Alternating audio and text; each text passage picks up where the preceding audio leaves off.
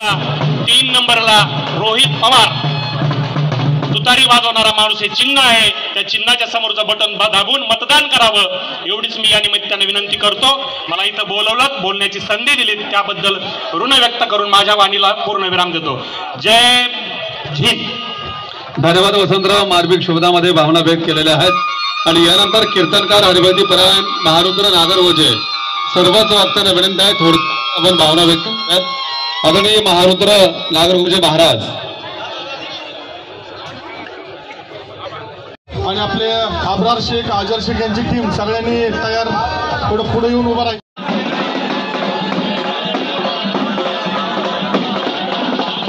मृत्युंजय ग्रुपचे संस्थापक अध्यक्ष आहेत.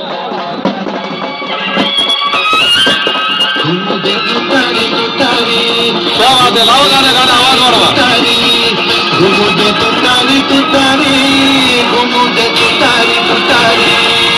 महाराष्ट्राचा हुंकार धर दिल्लीचा दरबार, महाराष्ट्राचा हुंकार धर दिल्लीचा दरबार. सत्याची ताकद न्यारी हा योद्धा कणखर भारी, सत्याची ताकद न्यारी हा योद्धा कणखर भारी. घुमून तुतारी तुतारी, घुमून तुतारी तुतारी, पवार साहेबांची तुतारी, घुमून तुतारी तुतारी, घुमून तुतारी तुतारी, घुमून तुतारी. अरुण भाऊ तांबे भारतीय जनता पार्टीमधून प्रवेश होत आहे. पार्टीचे बूथप्रमुख विनोदजी बेलेकर यांचा या ठिकाणी भाजपमधून राष्ट्रवादी शरद पवार पक्ष या गटामध्ये प्रवेश होत आहे. त्यांचे या ठिकाणी स्वागत करण्यात येत आहे.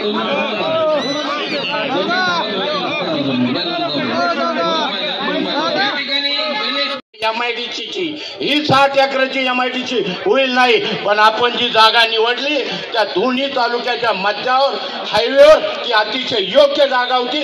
1250 एकराची. तिथंच आम्हाला MIDC पाहिजे, म्हणजे आमच्या जामखेड तालुक्याला हजारो तरुणाचा रोजगार तयार होईल.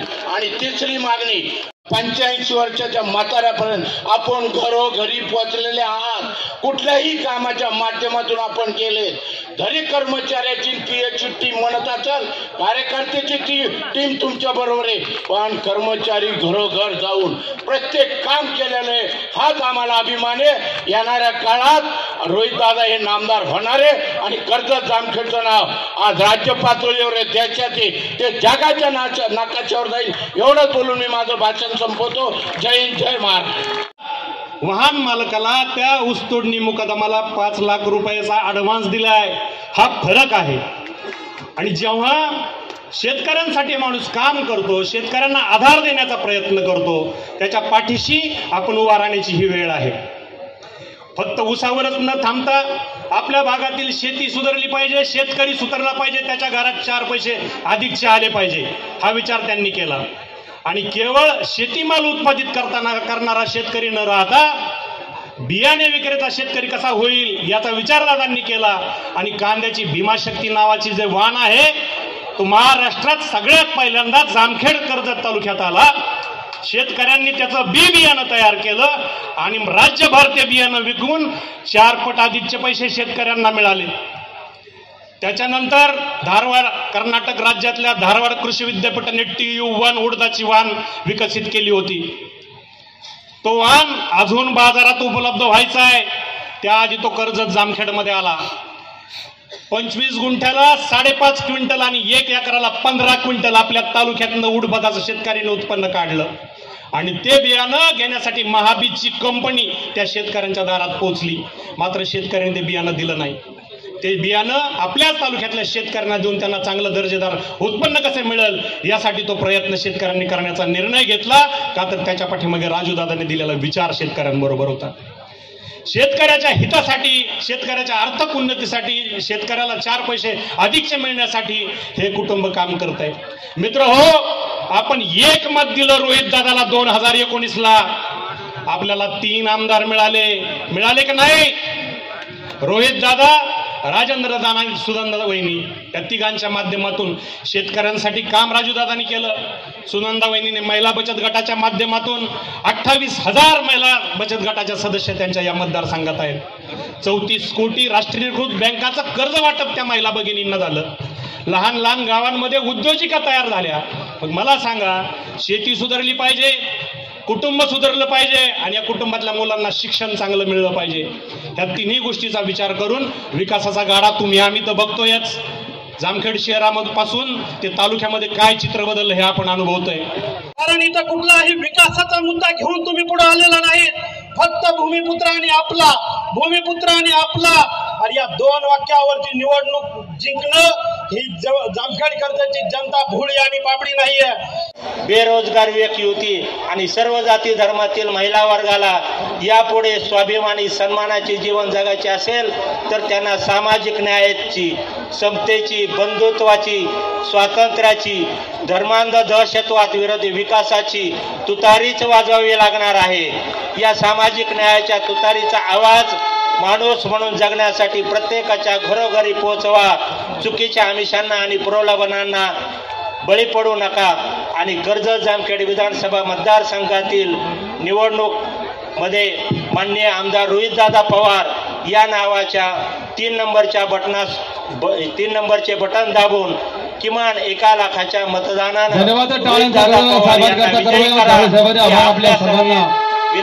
करतोय 20 वर्षानंतर स्टेजवरती. हे सर्व श्रेय दादांचं आहे.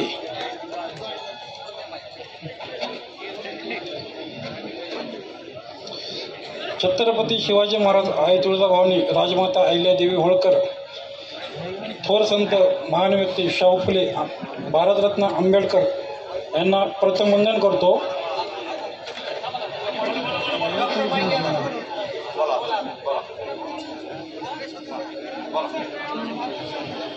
याच्या अगोदर 20 वर्षात कधी संधी भेटलेली नाहीये. दादा असे रसायन आहेत की त्यांनी मला संधी दिली आणि दादा हे पारिस आहेत. मी 20 वर्ष गंज लागलेला लोखंड दादांनी झटकून टाकलाय, त्याला चकाकी दिली. मी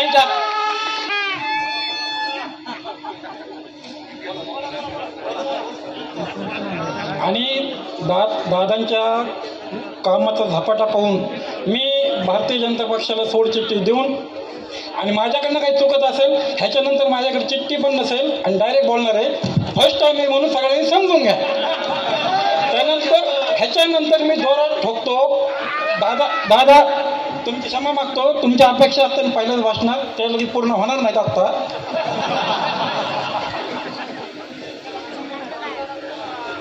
ठीक आहे. दादांच्या कामाचा प्रभाव आणि दादांचं इथून पुढे असणारं व्हिजन हे मी महाराष्ट्रभर कर्जत जामखेडमध्ये नक्कीच माझ्या माध्यमातून पसरवणार आहे. आणि दादाने दिलेली मला जबाबदारी उत्तर महाराष्ट्र आणि मराठवाडा विभागाची, दादा तुमच्या दिलेल्या जबाबदारी तुम्ही नक्कीच सोनं करून दाखवेल. आणि मी काय जास्त आता बोलत नाही, माझी ट्रेनिंग परफेक्ट झाली. 20 वर्षात ती करून घेतलेली नाही आहे साहेबांनी.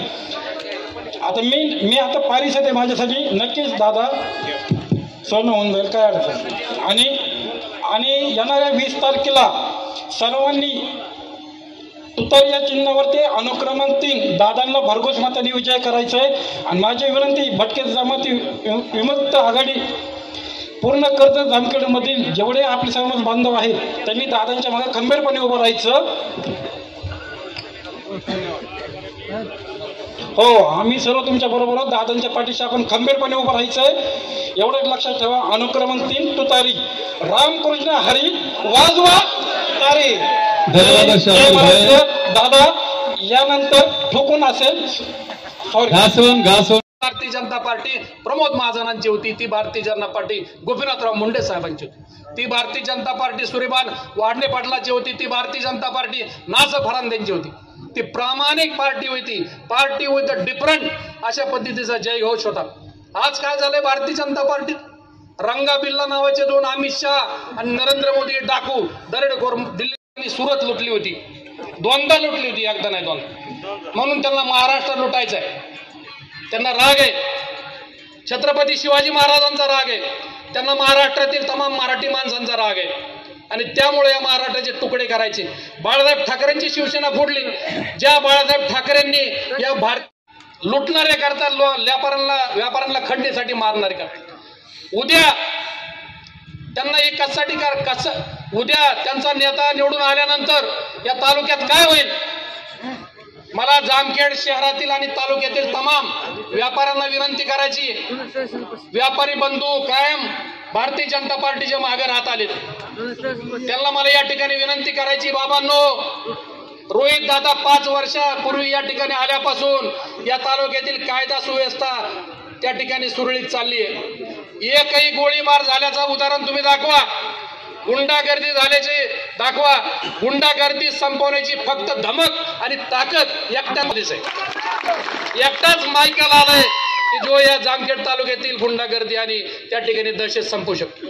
आणि दादा लोक किती दिवस, अजून 5-6 दिवस राहणार, 20 तारखेनंतर ही गायब होणार. सर्वसामान्य लोकांना या ठिकाणी मदतीला रोहित दादा आणि रोहित दादाचे कार्यकर्तेच राहणार. आता खऱ्या अर्थानं ही सभा ही विजयाची सभा आहे, यात काही शंका राहिलेली नाही. आज मगाशी भाषण करताना सूर्यकांत नाना आणि नामदेव बापूंनी सांगितलं की भाजपमध्ये काय काय विषय आहेत, काळं पिळं हिरवं निळवं. आता आपले काय संपर्क नाही, त्यामुळं बाप्पू आम्हाला त्यातला काय फार अनुभव त्या ठिकाणी नाही. खऱ्या अर्थाने मगाशी सूर्यकांत नाना म्हणले सुधीर दादा इकडं तिकडं, बरोबर आहे, कारण मी इकडं आहे तर सुधीर दादा तिकडं आहेत, आणि इथं रोहित दादा असतील त्यांच्या इकडे अमोल असेल आणि तिकडे सुधीर दादा असतील. आणि एवढंच नाही तर सर्व राळेभात माझे सगळे बंधू या ठिकाणी नाव घेऊन, आता एकावर एक फ्री होतं पण एकावर एक सगळेच असतील. आणि एवढंच नाही तर माझ्या सगळ्या वहिनी पण या ठिकाणी उपस्थित आहेत. म्हणजे एवढ्या मोठ्या प्रमाणावर पवार कुटुंबाबरोबर राळेभात कुटुंब त्या ठिकाणी उभं आहे आणि कायम त्या ठिकाणी दादांच्या मागे तेवढ्या ताकदीने राळेभात कुटुंब त्या ठिकाणी उभा राहील. दादा मज्जा आहे तुमची.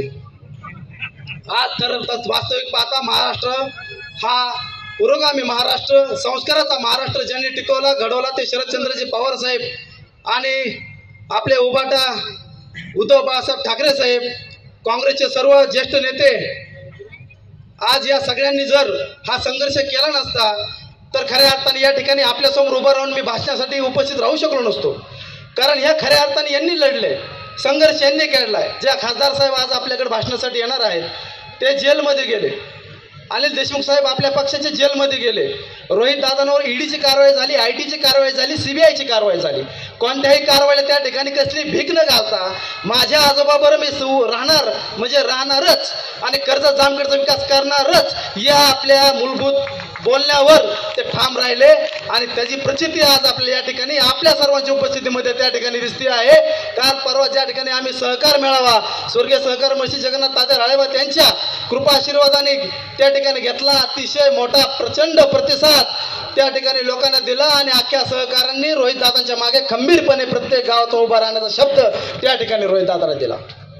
आज आपण पाहतोय हा महाराष्ट्र एकदम लुटण्याचं काम, याला ओरबडण्याचं काम त्या ठिकाणी हे महायुतीचं शासन. दादा त्यांच्या भाषणामध्ये बोलतील सर्व गोष्टी. खरं म्हणजे आपण पाहतोय या ठिकाणी या महाराष्ट्रामध्ये हे जे अनैतिक सरकार आलेले आणि त्यांच्या ज्या थापा चालल्यात सगळ्या, त्याच्याबद्दल जर आपण पाहिलं तर ते सांगतात आम्ही कर्जमाफी देऊ, परंतु आपलं सरकार आल्या आल्या उद्धव साहेबांनी त्या ठिकाणी, पवार साहेब असतील उद्धव साहेब असतील, त्या ठिकाणी 2 लाख रुपयाची कर्जमाफी आपल्या सरकारने दिलेली आणि ती सुद्धा कुठल्याही कागदपत्राविना. आपण पाहिलं होतं भाजपने ज्यावेळेस कर्जमाफी केली त्यावेळेस त्यांनी 25 त्या ठिकाणी नॉर्म्स लावले होते. घरामध्ये 4 व्हीलर आहे का, 2 व्हीलर आहे का, मोबाईल फोन आहे का, इन्कम टॅक्स भरतात का, आणि मग कुठंतरी तो माणूस अडकायचा आणि त्याला कर्जमाफी मिळत नव्हती. परंतु या ठिकाणी आपलं सरकार आल्यानंतर त्या ठिकाणी तातडीने उद्धव साहेबांनी पहिलं काम काय केलं असेल तर ते शेतकऱ्यांना 2 लाख रुपयाची कर्जमाफी दिली. एकही अट त्या ठिकाणी ठेवली नव्हती. आणि म्हणून खरं म्हणजे आपल्याला सरकार जे पुन्हा निवडून द्यायचं त्या आपल्या विचाराचं द्यायचं, शेतकऱ्यांसाठी काम करणारं सरकार द्यायचं. आपण पाहिलं असेल दादा, आणखी एक गोष्ट सांगतो आपल्याला. या ठिकाणी सर्व वक्त्यांनी आपापले मनोगत व्यक्त केलं, परंतु या ठिकाणी जलयुक्त शिवार मागच्या वेळेस मला वाटतं याच्या अगोदरच्या टर्मला जलयुक्त शिवारची योजना आली होती. त्या ठिकाणी विदर्भ असन, मराठवाडा असन, हजारोनी त्या ठिकाणी JCB त्या भाजपच्या कार्यकर्त्यांना देण्यात आले. एकही रुपया न भरता 100% कर्ज घेऊन त्या ठिकाणी JCB देण्यात आले. आणि त्यांनी काम काय केलं? जलयुक्त शिवारचं. आता आपण पाहतो JCBचा तास काय.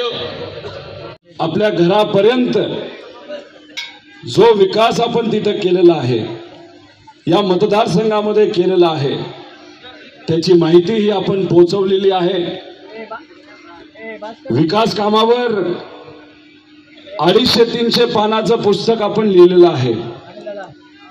खरं तर ते पुस्तक 500 पानावर जात होतं, पण ते पुस्तक कमी आणि उशी जास्त झाली असती, मोठं झालं असतं, झाड झालं असतं, म्हणून आपण थोडक्यात विकासाची कामं आपण 200-250 पानामध्ये तिथं तुमच्यापर्यंत पोहोचवण्याचा प्रयत्न तिथं केला. मी आपल्या सर्वांना एवढाच प्रश्न करणार आहे. 5 वर्षापूर्वी या मतदारसंघामध्ये जेव्हा आपण काम करत होतो, जेव्हा तुम्ही तहसील कार्यालयात जात होता, BDO कडे जात होता, विम्याचा पैसा जेव्हा तुमचा अडकत होता, आरोग्याची अडचण असायची, शिक्षणाची अडचण असायची, कुठेतरी आपल्याला ऍडमिशन घ्यायचे असायचं, पण जायचं कोणाकडे असा प्रश्न आपल्याला पडत असायचा. एखाद्या कंपनीमध्ये आपल्याला काम पाहिजे असेल तर मग पूर्वी आपण कोणाकडे जात होता असा एक प्रश्न आपण सर्वांनी केला पाहिजे. गेल्या 5 वर्षामध्ये तुमच्या सगळ्यांच्या आशीर्वादाने, पाठिंब्याने माझ्यासारखा कार्यकर्ता आमदार झाला, लोकप्रतिनिधी झाला. आणि गेल्या 5 वर्षामध्ये शिक्षण, आरोग्य, महिला सबलीकरण, शेती, महिला सुरक्षता, नोकरी, शिक्षण या सर्व विषयावर आपण गेल्या 5 वर्षामध्ये काम केले. आणि छाती ठोक मी आपल्या सर्वांना सांगतो, एवढं काम या महाराष्ट्रामध्ये कुठल्याही मतदारसंघामध्ये झालं नसेल. माझ्यावर टीका होते, माझ्या विरोधकाकडे टीका केल्याशिवाय दुसरं काय राहिलंच नाही. आपल्या सगळ्यांचे विरोधक राम शिंदे सर काय म्हणतात की ही भूमिपुत्रांची लढाई आहे. और राम शिंदे सर, तुम्ही उशिरा जागा झाला. 2019 मध्येच लोकांनी निर्णय घेतलाय की कोणाला निवडून द्यायचं आणि कोणाला निवडून द्यायचं नाही. आणि 2019ला इथं असणारे मायबाप जनतेने या कार्यकर्त्याला आशीर्वाद दिले, प्रेम दिलेला आहे. गेल्या 5 वर्षामध्ये राम शिंदे सरांना मला विचारायचं, तुम्ही गेला कुठं होता? जेव्हा करोनाचा रोग आला होता तेव्हा इथं असणाऱ्या सामान्य लोकांची सेवा करण्यापेक्षा घरी तुमच्या शेतामध्ये, तुमच्या गार्डन मध्ये तुम्ही पाणी घालत होता. एका पत्रकारांनी त्यांना विचारलं, कसा टाइमपास करता तुम्ही? तेव्हा राम शिंदे सर म्हणाले होते, काय आहे, करोनाचा काळ आहे, अशात मी किशोर कुमारची गाणी ऐकतो. म्हणजे आम्ही सर्वजण या मतदारसंघामध्ये सामान्य लोकांची सेवा करत होतो, लोकांना औषध देत होतो, ज्याला ऑक्सिजन मिळत नाही त्याला मदत करत होतो. या महाराष्ट्रातलं सगळ्यात मोठं कोविड सेंटर जर कुठं असेल तर ते आपल्या कर्जत जामखेडमध्ये होतं. 28,000 लोकांना आपण तिथं सेवा दिली. आणि तुम्ही काय करत होता तर घरी गाणी ऐकत होता. अहो 90,000 मतदान तुम्हालाही त्यावेळेस मिळालं होतं. त्या 90,000 पैकी काही लोकांना तरी करोना झाला असेल. मग काय तुम्हाला सुचलं नाही लोकांची सेवा करायची? जसा काळ गेला, देवेंद्र फडणवीस सरांनी आमचं कुटुंब फोडलं, पार्टी फोडली, भाजप सत्तेत आलं आणि मग तुम्हाला काय मिळालं तर मागच्या दरवाजाने तुम्ही आमदार झाला आणि मग आमदार झाल्यानंतर तुमची सत्ता या राज्यामध्ये होती, पण दुष्काळाच्या वेळेस जेव्हा सरकारकडनं टँकर दिले जात नव्हते तेव्हा तुम्हाला जमलं नाही कलेक्टरला सांगायचं, मंत्र्याला सांगायचं माझ्या मतदारसंघामध्ये आमच्या इथं असणारे लोक आणि मुकी जनावरं तिथं पाण्यापासून तहानलेली आहेत, काही कर पण टँकर पाठव. हे राम शिंदेला जमलं नाही. मग जिथं सरकार कमी तिथं आपण सरकार बनून लोकांची सेवा ही टँकरच्या मदतीने तिथं केली आणि ही मदत करत असताना राम शिंदे सरांनी काय केलं तर टँकर थांबवले. मी आपल्या सर्व जास्तीवर ज्यामध्ये मतदान झालं असं आहे का की मी टँकर पाठवला नाही? सगळ्या वाजता आपण टँकर दिले का? कारण का तिथं माझ्या माता भगिनी आहेत, माझी लहान भावंड आणि लहान बहिणी आहेत, तिथं आमचे वडीलधारी आहेत, तिथं आमची मुकी जनावरं आहेत आणि तिथं कुणीही तहानलेलं नाही पाहिजे याची क्षमता त्या ठिकाणी आपण घेतली आणि असं कुठलीही वस्ती आणि वाडी वस्ती आणि शहर सोडलं नाही जिथं आपण पिण्याचं पाणी सोडलं दिलं नाही. पण कायमस्वरूपी पिण्याचा पाण्याचा प्रश्न सोडवण्यासाठी आपण प्रयत्न केले. या कर्जत जामखेडमध्ये आपण 550 कोटी रुपये प्रत्येक गावासाठी प्रत्येक शहरासाठी पिण्याच्या पाण्याच्या व्यवस्थेसाठी आणले, मंजूर केले, टेंडर झालं ना आता त्याचं काम सुरू आहे. मग तेव्हा तुम्हाला सुचलं नाही लोकांच्या सेवेसाठी यायला? लंपीचा रोग आला तेव्हा हे मासे गायब झाले. अहो तुमची सत्ता होती. या मतदारसंघामध्ये जे शेतकरी त्यांच्याकडे मुकी जनावरं आहेत, गायी आहेत, यांना लंपीचा रोग तिथं लागत होता आणि तुम्ही घरी जाऊन कुठं गायब झाला काय माहित आणि कुठल्या घरी होते हे माहित नाही. सोंडी पुण्यातलं का मुंबईचं? आणि याच्यात आपण काय केलं तर सरकारला विनंती केली, सरकारकडनं आपल्याला डोसेस मिळाले नाहीत तेवढ्या प्रमाणात.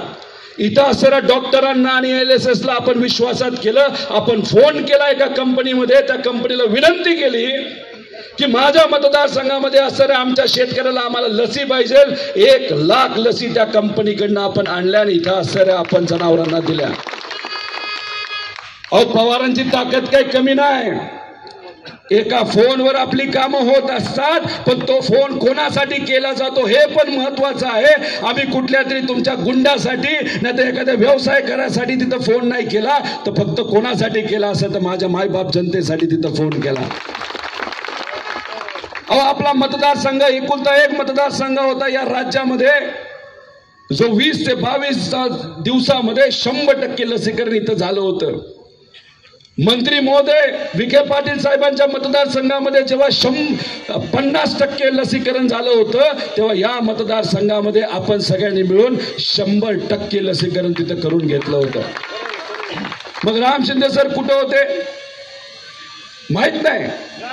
मी लोकात जाऊन पूर्वी गोरा होतो, आता मी काळा झालेलो आहे, पण ते मात्र गोरेवर गोरे जास्त होत चाललेले आहेत. मी टीका करत नाही त्यांच्या रंगावर, पण जेव्हा खऱ्या अर्थाने उन्हात आणि लोकात यायची वेळ असते हे मासे गायब होतात. जेव्हा या भागामध्ये पीक विमा प्रश्न उभा राहिला, तुमची सत्ता होती, काय केला पाठपुरावा त्याच्यासाठी? काय नाही. घरी बसले. ते कुठल्या घरी आहे मला सांगता येत नाही, चोंडीच्या, पुण्याच्या का मुंबईच्या. त्यासाठी कुठेही त्यांनी पाठपुरावा केला नाही. या कार्यकर्त्यांनी, अधिकारी, मुख्यमंत्री या सगळ्यांना भेटून या मतदारसंघातल्या शेतकऱ्यासाठी 181 कोटी रुपये हे मिळवून दिले आणि शेतकऱ्याच्या खात्यामध्ये सुद्धा गेले. जेव्हा अतिवृष्टी झाली तेव्हा सुद्धा शेतकऱ्याला तिथं आपण मदत केली. आणि मग गेले 5 वर्ष तुम्ही घरी बसला होता आणि घरी बसल्यानंतर आता इलेक्शन आलं म्हणून तुम्ही जर तोंड दाखवत असाल तर राम शिंदे सर इथली जनता लय हुशार आहे. त्यांना माहिती आहे कोण स्वार्थापोटी येतं आणि कोण प्रेमापोटी येतं. अहो या मतदारसंघाला कुटुंबासारखा जपलाय आम्ही, कुटुंबासारखा. इलेक्शनच्या काळामध्ये पैसा वाटला नाही, दारू वाटली नाही, पण मायबाप जनतेने आदरणीय पवार साहेबांकडे बघून, पवारांच्या कामाकडे बघून या कार्यकर्त्याला प्रेमाने तिथे निवडून दिलं. आज या रोहित पवारचं जी काय ओळख या महाराष्ट्रामध्ये असेल ती कोणामुळे असेल तर फक्त कर्जत जामखेडकरांमुळे आहे.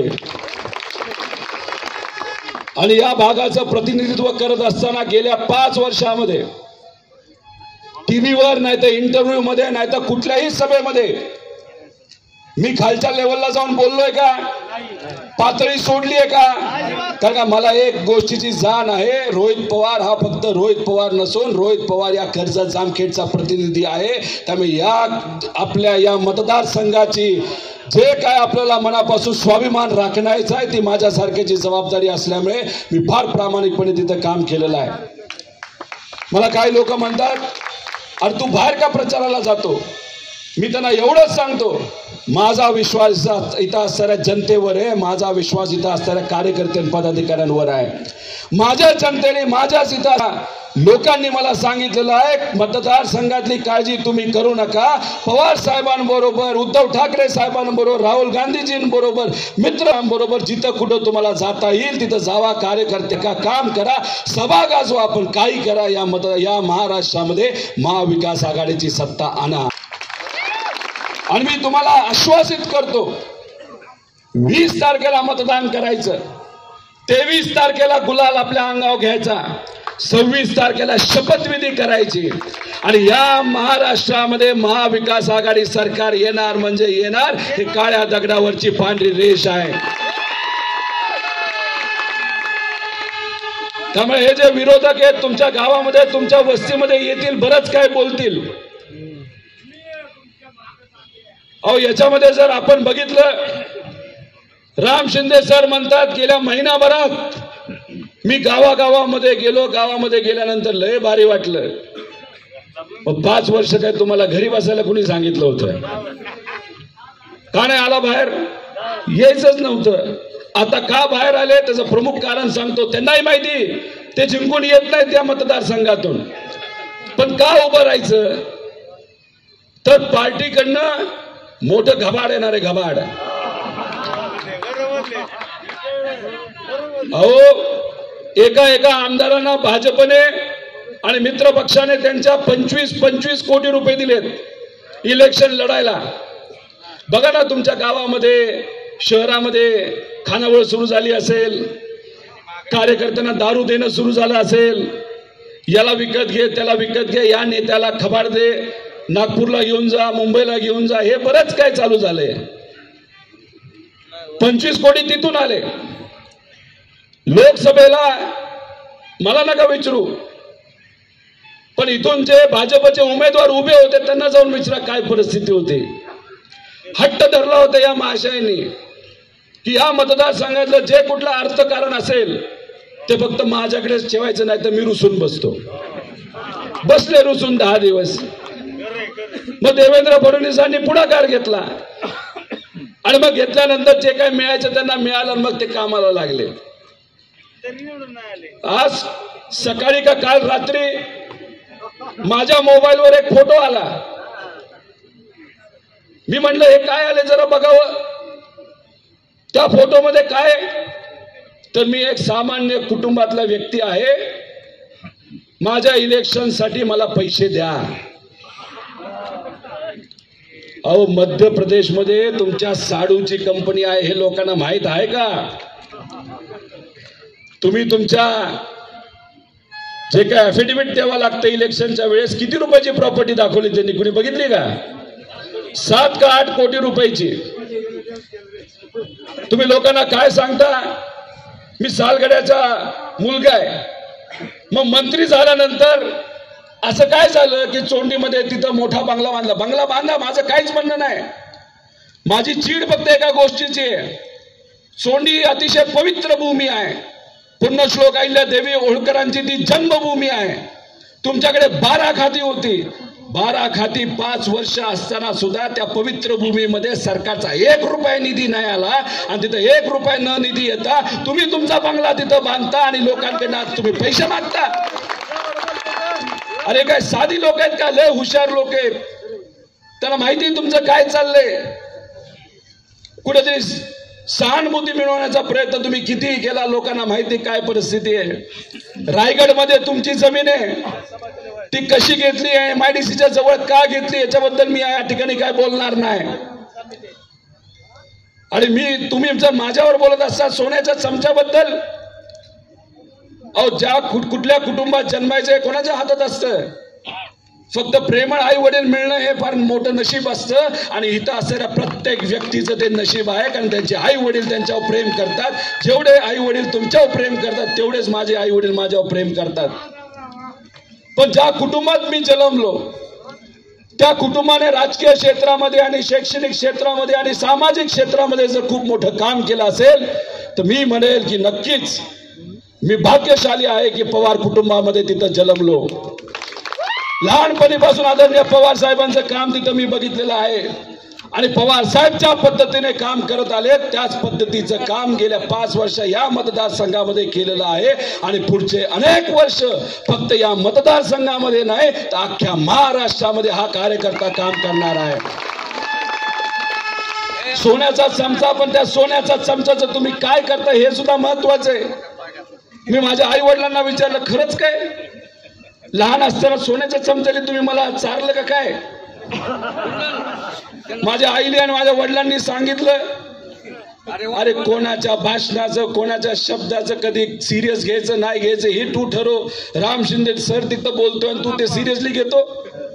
मी म्हणलं नाही, मला जरा जाणून घ्यायचं होतं. उद्धव आपले एकनाथ शिंदे साहेब सुद्धा म्हणताय सोन्याचा चमचा, तिथं देवेंद्र फडणवीस सुद्धा म्हणतात सोन्याचा चमचा. म्हणलं खरंच विचारून घ्यावा आई वडिलांना, खरंच सोन्याचा चमचा होता का? अरे पण ते सोन्याच्या चमच्याचं तुम्ही काय करता हे सुद्धा महत्वाचं आहे ना. या मतदारसंघामध्ये सरकारकडनं निधी न घेता आपण शैक्षणिक क्षेत्रामध्ये खूप मोठ्या प्रमाणात काम केलंय. महिलांच्या सबलीकरणामध्ये तिथं काम केलंय. जेव्हा टँकर कमी पडलं, पाणी कमी पडलं, त्या सोन्याच्या चमच्याचा वापर करून सामान्य कुटुंबातल्या प्रत्येक व्यक्तीपर्यंत आपण ते पाणी दिलेलं आहे. हे आमचे विरोधक म्हणतात कंपोस्ट बॉक्स दिला, पॅड दिलं, दप्तर दिलं ना, काय हरकत आहे? माझ्या मुलांना देतो. गेले 20 दिवस झाला अजून माझ्या मुलाला आणि मुलीला मी भेटलो नाही. पहाटे 2-3 वाजता येतो, निघून जातो, फोनवर बोललो तर बोलतो. अब या मतदारसंघामध्ये आल्यानंतर लहान मुलाला बघितल्यानंतर जर मला माझाच मुलगा नाही तर माझीच मुलगी त्यांच्यामुळे दिसत असेल आणि त्यांच्यासाठी काहीतरी करू इच्छितो असेल तर त्याला काय हरकत आहे? चला मी दिलं कंपोस्ट बॉक्स, तुमच्या दानात असेल खोट रबर द्या, शिशी पेन्सिल द्या. ते म्हणतात रोहित पवारनी CSR कुठून आणलं ते बघतोच. अरे काय बघायचं बघा, तुम्ही काय बघता? ईडी सुद्धा मला बघते की मी पैसे कुठून आणले. ईडीला काय नाही सापडलं, तुम्हाला काय सापडणार आहे तिथं? कारण का जो काय पैसा मी कमवलाय, तो कष्टातून कमवला म्हणून मी घाबरत नाही. अहो याच्यावर तुम्ही बोलत असताना जरा विचार करून बोला. ते काय म्हणतायत की मतदारसंघामध्ये रोहित पवारांचे सर्व नातेवाईक, सर्व मित्र परिवार, कुटुंबीय हे प्रचार करतायत. पहिल्यांदा राम शिंदे सर खरे बोलले. कारण माझा प्रचार कोण करते? तुम्ही करत आहात. आणि माझं कुटुंब काय असेल तर कर्जत जामखेडे माझं कुटुंब आहे आणि या कुटुंबामध्ये असणारा प्रत्येक व्यक्ती हा माझा कुटुंबातला एक व्यक्ती असल्यासारखं तिथं काम करतो आणि मी कधी आयुष्यभर विसरणार नाही. तुम्ही माझ्या आईबद्दल बोलताय, माझ्या बहिणीबद्दल बोलताय, माझ्या वडिलांबद्दल बोलताय, माझ्या पत्नीबद्दल बोलताय. काय हरकत आहे प्रचार करण्यासाठी? हे सर्व लोक या ठिकाणी जात असतील, लोकांना भेटत असतील. आणि मग अशा पद्धतीने तुम्ही राजकारणाला जर खालच्या लेवलला घेऊन जात असाल तर इथं असणारी जनता सुज्ञ असल्यामुळे योग्य असं उत्तर या विधानसभेच्या इलेक्शनच्या माध्यमातून तुम्हाला दिलं जाईल. अहो तुम्ही भूमिपुत्र म्हणता, मला तर असं वाटतं की तुम्ही मुकादम आहे. मग अशी दत्ताभाऊनी सांगितलं मुकादम. पण दत्ताभाऊ राम शिंदे सरांच्या बद्दल बोलायचं झालं तर मुकादमाचा वेगळा अर्थ निघतो. जेव्हा एखादा पैसावाला असेल नाही तर गुंड असेल तर त्याचे हे मुका घेतात, पण एखादा सामान्य व्यक्ती असेल तर त्याला दम घालतात. अहो मुकादम शेठ, तुमचं बघा आता 24-23 तारखेला काय होते. मी तर त्यांना विनंती करतो, गेल्या वेळेस 11 वाजता तुम्ही बाहेर निघाला होता, पुढच्या दरवाजाने चालला होता. मी विनंती केली मागच्या दरवाजाकडनं घेऊन जावा, कारण पुढे जे कार्यकर्ते ते त्यांच्याबद्दल काय करतील हे सांगता येणार नाही. पण आता विनंती एवढीच आहे, घरीच बसा, येऊ नका. आलात तर सांगता येणार नाही काय, आणि जर चुकून आलातच तर 9:30 वाजताच तुम्हाला निकाल कळणार आहे की या पवित्र भूमीमध्ये या कार्यकर्त्याला इथं असणाऱ्या लोकांनी लोकशाहीच्या माध्यमातून भरभरून तिथं प्रेम दिलेलं आहे. राम शिंदेचं भाषण ऐका, ते काय म्हणाले, चुना लावून रोहित पवारला परत पाठवायचंय. बरं उदाहरण देताना चुन्याच दिलं. 12 खात्याचे मंत्री होते आणि 12 खात्याचे मंत्री असताना 5 वर्षामध्ये या मतदारसंघातल्या लोकांना काय केलं तर नुसता चुनाच लावलाय. हे आणतो ते करतो, हे आणतो हे मंजूर करतो ते करतो, आणि आपल्याला काय वाटलं अरे मंत्री करेल करेल. आणि मग अशा पद्धतीने राम शिंदे सरांनी आपल्याला चुना लावला असेल तर लोकशाहीच्या माध्यमातून आपल्याला 100% त्यांना चुना लावायचा आहे. आणि त्यांचं जे लीड असेल, आपलं जे लीड असेल ते लीड 100% आपल्याला डबल या काळामध्ये त्या ठिकाणी करायचं. आणि त्यांना जे मतदान मिळालं ते कसं कमी होईल यासाठी आपल्या सर्वांना तिथं प्रयत्न करायचे हे मी इथं खरं तर म्हणतो. खरं तर अनेक विषय आहेत, अनेक गोष्टी आहेत.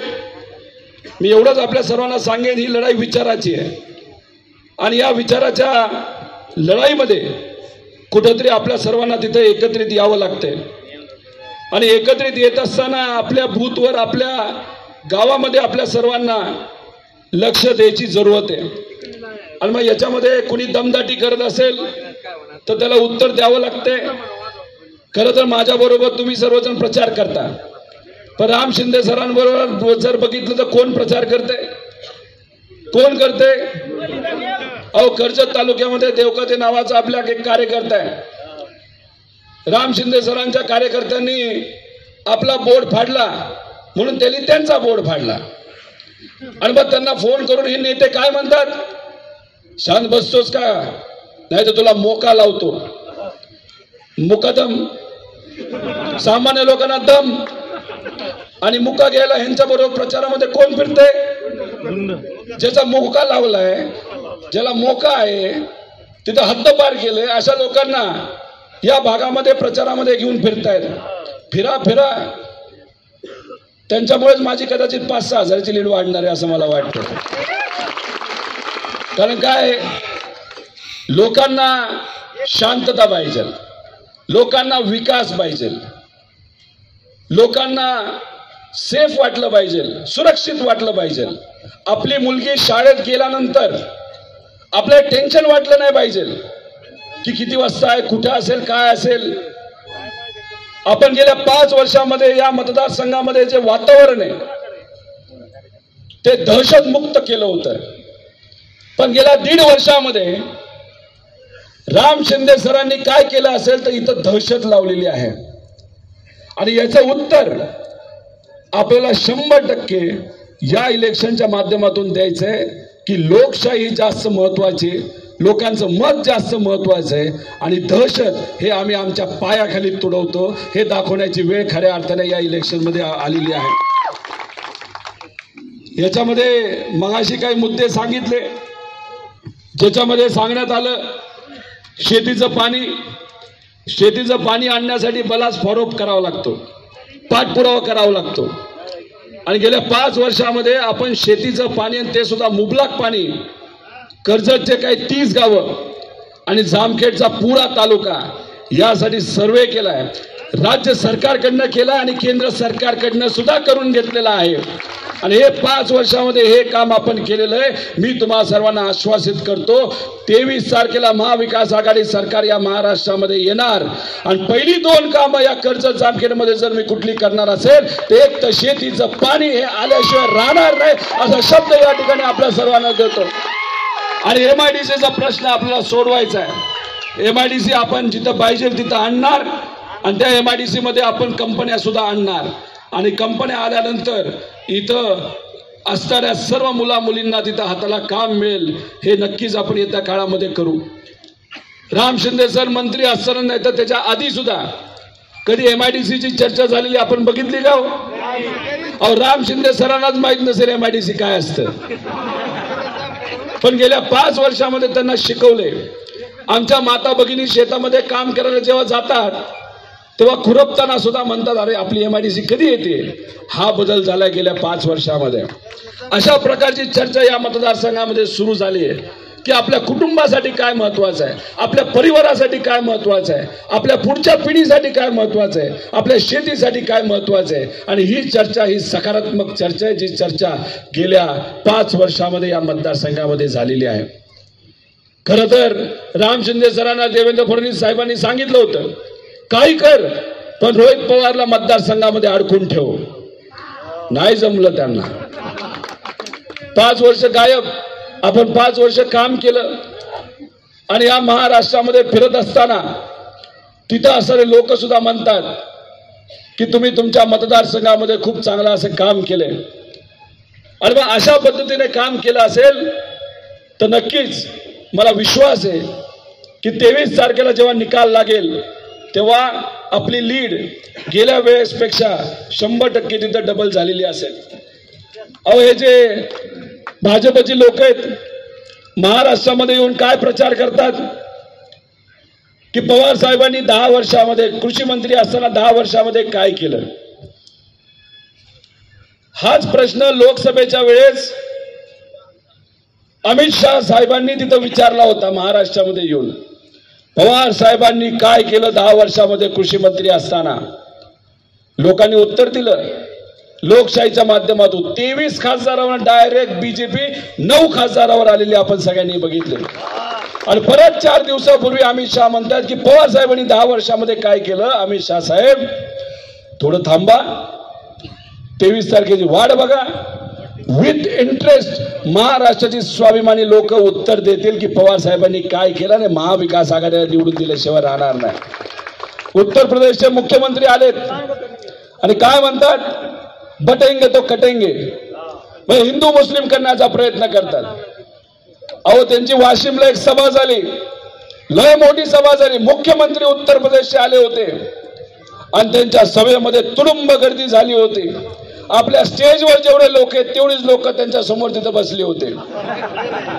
अरे हे द्वेषाची भाषा आमच्या या महाराष्ट्रामध्ये चालत नाही. संतांच्या विचाराचा महाराष्ट्र आहे, शिवशाहू फुले आंबेडकरांच्या विचाराचा महाराष्ट्र आहे. आणि या महाराष्ट्रामध्ये तुम्ही द्वेष हे पेरू शकत नाही हे कुठेतरी लोकांनी तिथं दाखवून दिलेलं आहे.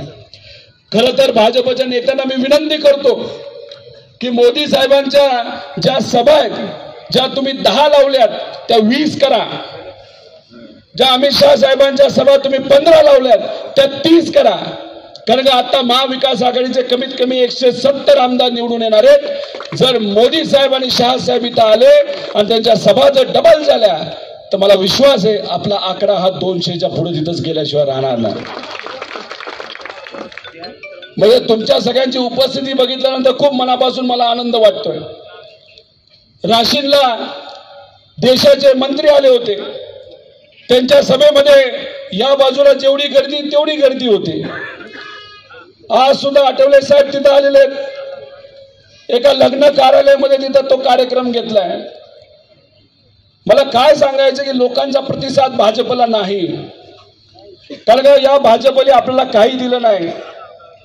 या महाविकास आघाडी सरकारमध्ये मी आपल्या सर्वांना सांगतो 20 तारखेला मतदान, 23 तारखेला गुलाल आपल्यावर, 26 तारखेला शपथविधी, पहिली कॅबिनेट आणि ती कॅबिनेट झाल्यानंतर तुमचे अकाउंट तिथं बघायचे आणि आमच्या शेतकऱ्यांच्या अकाउंट मध्ये महाविकास आघाडी सरकारकडनं 3 लाख रुपयाची कर्जमाफी झालेली बघायला मिळेल. प्रत्येक शेतकऱ्याला 3 लाख रुपयाची कर्जमाफी झालेली बघायला मिळेल. आणि आमच्या माता भगिनींनी टेन्शन घेऊ नये. महाविकास आघाडी लाडकी बहीण योजना बंद करणार नाही, उलट महालक्ष्मी योजना सुरू करणार आहे, ज्याच्यामध्ये महिन्याला 3000 रुपये आमच्या माता भगिनींच्या अकाउंट मध्ये येणार आहेत. पण हे करत असताना तुमच्या लाडक्या मुलाला, तुमच्या लाडक्या मुलीला सुद्धा हाताला काम देणार आहे. आणि तिथं विम्याच्या मदतीने 25 लाख रुपयाचा विमा आमच्या या सामान्य लोकांना तिथं दिलं जाणार आहे. गॅसमध्ये सुद्धा तुम्हाला सवलत दिली जाणार. 3 ते 4 सिलेंडर तुम्हाला तिथं मोफत वर्षाला मिळणार. हे अशा पद्धतीचं काम येत्या काळामध्ये महाविकास आघाडी सरकारकडनं तिथं केलं जाणार आहे. त्यामुळे भुलाथापाला कुणी बळी पडू नये. नेते येतील, राम शिंदे सर येतील आणि म्हणतील मंजूर आहे, सभा मंडप मंजूर, रस्ता मंजूर, चुकून एखादा माणूस म्हणला तुमचा बंगला मंजूर. अरे आचारसंहिता चालू आहे, सगळ्यालाच मंजूर आहे, मंजूर आहे, मंजूर आहे. मग एक काम करा, राम शिंदे सर इथं असणाऱ्या स्वाभिमानी लोकांच्या साक्षीने मी तुम्हाला सांगतो की या लढाईमध्ये माझ्यासारखा कार्यकर्ता या लोकांच्या आशीर्वादाने कमीत कमी 1 लाख मताधिकारी निवडून येणार. आणि मग 23 तारखेला संध्याकाळी तुम्हाला सांगावं लागेल मंजूर आहे. बाकी कामाबद्दल तुम्ही टेन्शन घेऊ नका. सरकार आपल्या विचाराचं येते. आपण काम केल्याशिवाय राहणार नाही. बघा आता प्रवेश किती चांगले झाले, मोठे प्रवेश इथं झाले. पप्पू शहाणे आलेत, 1000-2000 लोक घेऊन आलेत.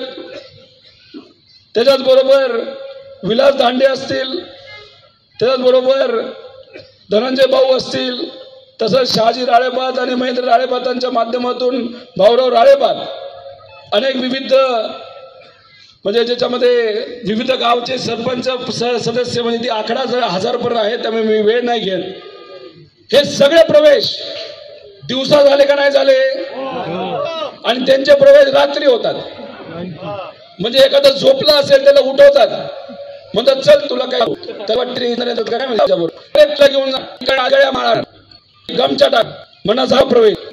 त्याला काहीतरी गडबड झाली आणि दुसऱ्या सकाळकडे येणार म्हणणार रात्री चुकीचं झालं, अंगात पडले काय आपल्या गमच्या खांड टाक दिवशी प्रवर्तन.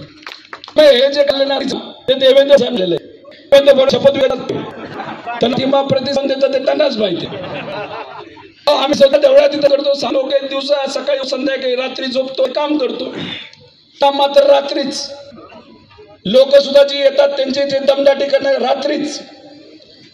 आणि मग असं जे काय काम करणाऱ्या लोकांना मला सांगायचंय, महाविकास आघाडी सरकार आहे, लोक बाजूने आम्ही देतो, निष्ठांना आम्ही ताकद देऊ, पण घरांना पुढे आम्ही जाणार नाही. कोणतरी 2 टाईप, एक आपल्याच लोक ज्यांनी गद्दारी केली ते एक गद्दार, पण जे विचाराला गद्दारी करतात, सामान्य लोकांना दम देतात, जे सामान्य लोकांना अडचणीत आणतात, डोक्याला बंदूक लावतात, त्यांना सुद्धा आम्हाला सांगायची सुद्धा करणार आणि आम्ही तुम्हाला येत्या काळामध्ये म्हणणार नाही. त्यामुळे जे कोणी आपले कार्यकर्ते असतील अजिबात घाबरायचं नाही, अजिबात तुम्ही तिथं कुठे मागे हटायचं नाही.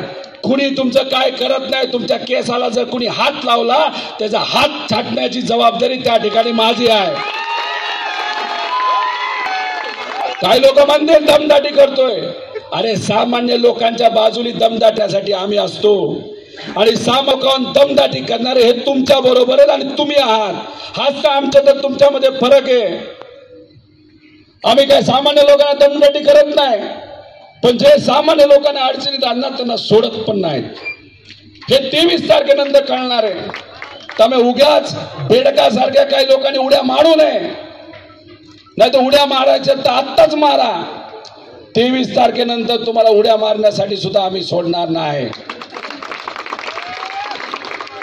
राम शिंदे सर तुम्हाला प्रचाराला कोणी मिळत नसेल, नाही तर कदाचित तुम्हाला तसलीच लोक लागत असतील, म्हणून तुमचं जे काय चाललंय ते चालू द्या. तसंही तुम्ही उद्या जाऊन जामखेड तालुक्यामध्ये राहणार नाही. तुम्ही उद्या जाऊन येडशीलाच तुम्हाला जावं लागणार आहे.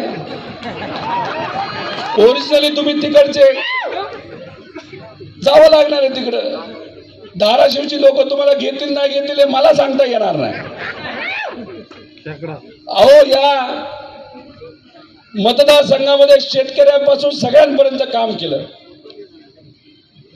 आमच्या व्यापाऱ्यांना मला विनंती करायची की त्यातले तुमच्यातले काही जण अंध बघतायत. अंध भक्त होऊन काय फायदा नसतो. अंध भक्त पण कदाचित नाही तर तिथं मतदान केलं असेल. जे कुठले कार्यकर्ते व्यापारी असतील ते मी समजून घ्या की इथं आपल्या काळामध्ये आज हा 6 लोकांचा होता.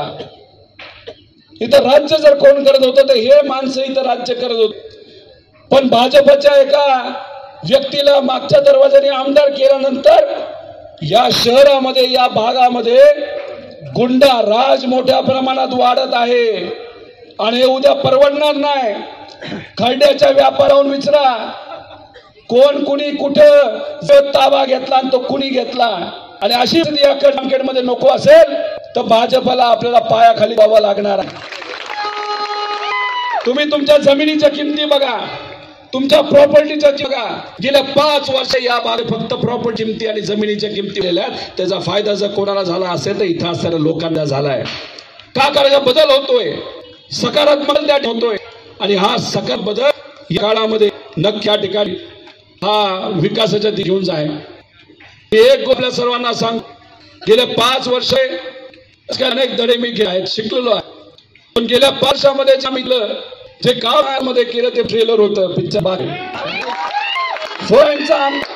सुद्धा तुमच्या कृपेच्या आशे पहिल्याचा आमदार तुमच्या या लोकप्रतिनिधी गल्लीपासून पर गल्लीपर्यंत सगळ्या असणाऱ्या नेत्यांना घ्यावी लागेल.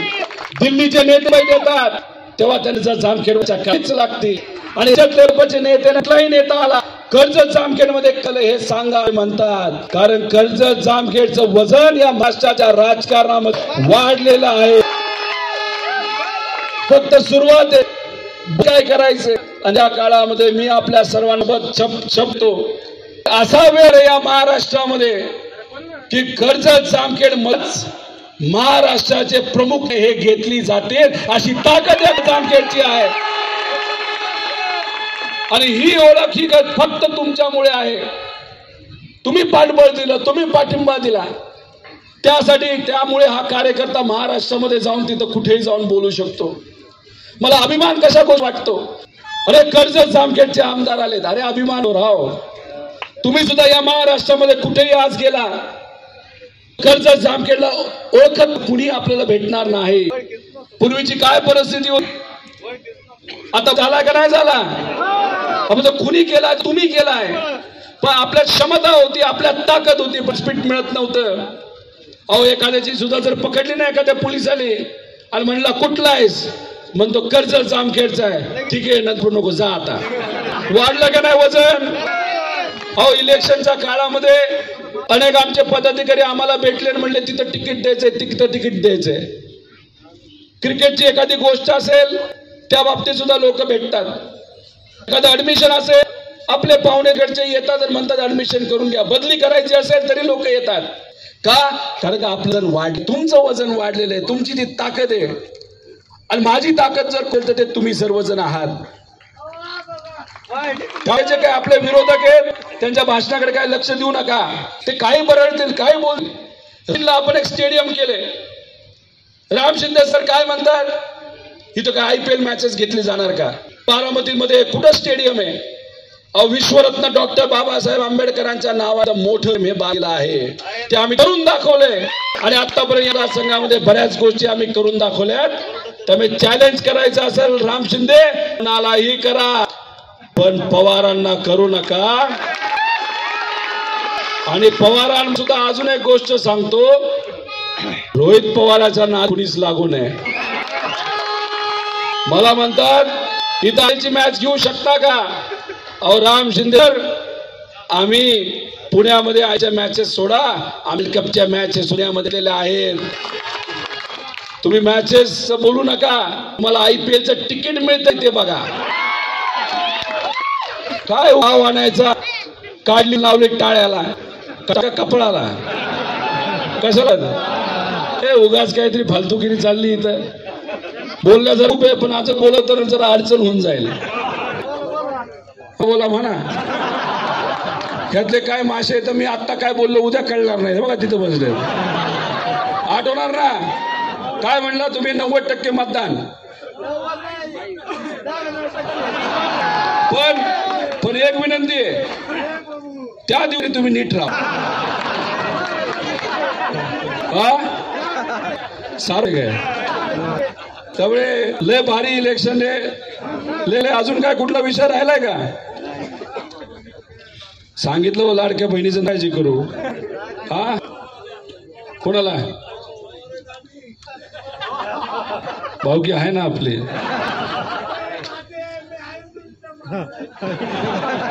माझ्या पुढे पण आहात मन आहेत सगळे आहेत तुमचे जे पदाधिकारी आहेत ना म्हणजे खरंच त्यांना मानलं भाजपने जेव्हा आमचं कुटुंब पार्टी फोडली तेव्हा महाराष्ट्रामध्ये चर्चांमध्ये अशी होती की संपलं पवार साहेबांचं आता काय राहिलं नाही आणि अशा परिस्थितीमध्ये सर्व निष्ठावंत कार्यकर्ते पदाधिकारी आमच्या बरोबर राहिले त्यासाठी मी सगळ्यांचेच मनापासून व्यक्त करतो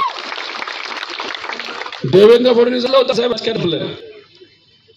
म्हणाले की पैलवान झालेत कोण फडणवीस अरे तुम्ही पैलवान नाही हो मात्र आमचेच आहेत एक नाही किती डाव केले कोणालाच कळत नाही एक डाव लोकसभेमध्ये आता विधानसभेमध्ये बघा दिल्लीची लोक आले महाराष्ट्रामध्ये गुजरात साहेब करायला कळणार पण नाही जण कसं ही परिस्थिती अहो महायुतीचे म्हणजे भाजपचे एक तरी नेता प्रचार करताना दिसतोय का तुम्हाला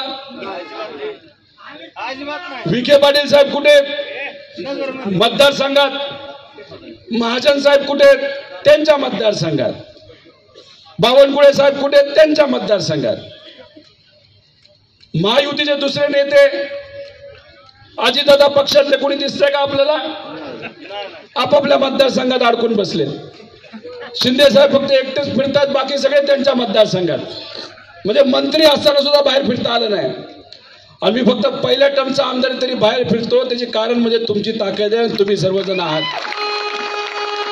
अहो मला काय पत्रकारांनी विचारलं काय वाटतं तुम्हाला की ते म्हणतात की त्यांचे 160 निवडून येतील मी म्हटलं काय त्यांचे सर्व नेते त्यांच्याच मतदारसंघात अडकून बसलेत तिकडचे उमेदवार फोन करतात नेत्यांना अहो नेते साहेब आमच्या प्रचाराला की या की राव मग नेता हळूच म्हणतो तुझं सोड आमचंच वाट लागली तर आमचंच काय होईल माहित नाही हे भाजपच्या नेत्यांचं झालंय अहो नेते सुद्धा निवडून येत नाही अशी परिस्थिती त्यांची खरंच ही परिस्थिती आहे कारण लोकांनी या महाराष्ट्रामध्ये ठरवलेलं आहे की आता यांचा करेक्ट कार्यक्रम करायचा हे देवेंद्र फडणवीस साहेब स्वतःला काय म्हणतात आधुनिक काळाचे काय म्हणतात ते चाणक्य नाही अभिमन्यू ते आपल्याला वाटतं ते खरे म्हणा पण आपल्याला बोलता येणार नाही आधुनिक काळाचे अभिमन्यू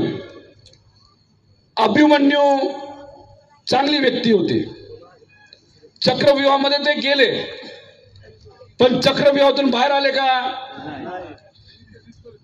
आता सामान्य लोक महागाईच्या चक्रव्यूहामध्ये आहेत का आहेत शेतकरी अडचणीत आहे का आहे आमचा बेरोजगारीच्या चक्रव्यूहामध्ये युवा अडकलाय मग कसं कळणार देवेंद्र फडणवीसांना यांना कसं बाहेर काढायचं अहो देवेंद्र फडणवीस काय असतील ते जनरल डायर आहेत नवीन युगातले जनरल डायर तुम्हाला कळणार नाही जनरल डायर कोण होतं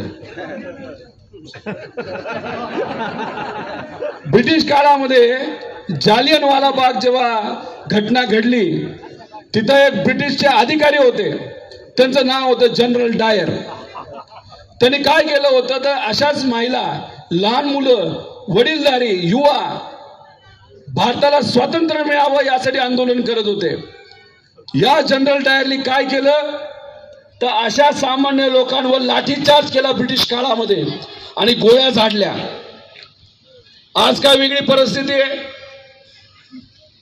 जालन्याला काय झालं देवेंद्र फडणवीसांनी फोन केला आणि सांगितलं काय परिस्थिती आहे, ऐकत नाहीत, शांत बसलेत पण ऐकत नाहीत. हे काम करा, घाला गोळ्या आणि करा लाठीचार्ज. झाला का नाही लाठीचार्ज? अहो, महिलांना डोकी फोडली, लहान मुलांना मारलं, वडीलधारांना मारलं, एवढं सुद्धा मन या माणसाकडे नाही, देवेंद्र फडणवीसांकडे. तिथं पुण्यामध्ये आळंदीला वारकरी संप्रदायाची काही युवा कार्यकर्ते तिथं आंदोलन करत होते, त्यांच्यावर सुद्धा लाठीचार्ज देवेंद्र फडणवीसांनी केला. अहो, अतिशय विचित्र लोक आहेत. तुम्ही जर बघितलं तर ज्या जगामध्ये सगळ्यात खोटं बोलणारा नेता कोण असेल तर ते देवेंद्र फडणवीस आहेत. म्हणजे मराठा समाजाला खेळवत ठेवायचं, धनगर समाजाला खेळवत ठेवायचं. भुजबळ साहेब काय म्हणले होते आपल्याकडे असताना की ओबीसीचं राजकीय आरक्षण जर कुणी अडवलं असेल तर त्याचं प्रमुख कारण असेल देवेंद्र फडणवीस, भाजप. हे भुजबळ साहेब त्या काळामध्ये बोलले होते. म्हणजे ओबीसी समाजाला खेळवत ठेवायचं. आणि यांचे नेते, प्रमुख नेते अमित शाह साहेब महाराष्ट्रामध्ये आल्यानंतर काय म्हणतात? आंदोलन चालले महाराष्ट्रात, कोणाकोणाचं चाललंय? त्यांना सांगितलं देवेंद्र फडणवीसांनी, ओबीसी समाजाचं चाललंय, मराठा समाजाचं चाललंय, धनगर समाज चाललंय, आदिवासी समाजाचं चाललंय. मग अमित शहानी सांगितलं, अहो आमच्या गुजरातमध्ये असं झालं असतं ना तर पायाखाली तोडून आम्ही आंदोलन, मग महाराष्ट्रामध्ये करायला काय हरकत आहे? मी प्रश्न आपल्या सर्वांना करतो, आपण आपल्या हक्कासाठी तिथं आंदोलन करतो, उपोषण करतो. मग अशा परिस्थितीमध्ये जर सरकारकडनं आपल्यावर दबाव आणला जात असेल आणि ओबीसी पासून, मराठा पासून जे धनगर समाजाचे कार्यकर्ते जे तिथं आंदोलन करत होते त्यांचं जर आंदोलन मोडून काढून त्यांच्यावर लाठीचार्ज केला असता तर हे आपण मराठी माणूस म्हणून हे खपून घेणार का? हात वर करून जरा खपून घेणार का? मला उत्तर देण्याचा काळ कधी आला असेल तर ती आत्ताची वेळ आहे. आणि ती तारीख आहे 20 तारीख सकाळी 7 वाजल्यापासून संध्याकाळी 6 वाजेपर्यंत. त्यामुळे मी काही घोषणा इथं करेल त्याला फक्त प्रतिसाद आपण सगळ्यांनी तिथं द्यावा अशी विनंती. रामकृष्ण हरी. शेवटपर्यंत हात वर करून रामकृष्ण हरी. वाजवा तुतारी. पवार साहेब आप आगे बढ़ो, हम तुम्हारे साथ हैं. आदरणीय उद्धव ठाकरे साहेब आप आगे बढ़ो, हम तुम्हारे साथ.